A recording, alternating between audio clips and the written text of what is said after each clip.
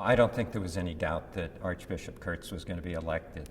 They went back to the tradition of electing the vice president to be president. It's a good method. You have 3 years as vice president. You get to look and see how the thing operates. I think Cardinal Dolan actually suffered by not having been vice president for 3 years. He was just thrown into the presidency without any preparation. So I think it's a good system, and I think the bishops recognized that and went back to it. I think he's going to continue the agenda of the bishops against abortion, against gay marriage, against the contraceptive mandate. But I think he's going to add a little nuance.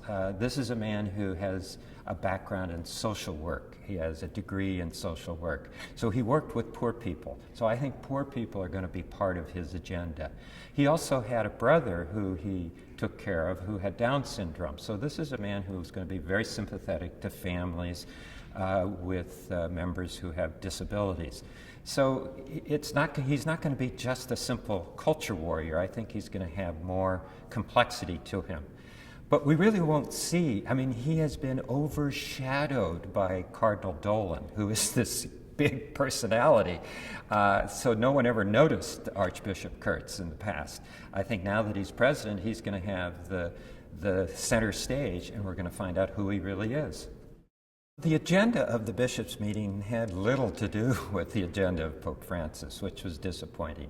But outside of the meeting, when I talked to bishops over coffee, during the coffee breaks, and the question I always asked them was, what do you hear from your people about Pope Francis? And their eyes lit up, and they started, getting animated and talking about how people are coming up to them and saying, we really like your Pope. I mean, these are non-Catholics, ex-Catholics, and Catholics in the pews, all of them very enthusiastic and admiring of this new Pope. So I think they're beginning to catch that enthusiasm from their own people.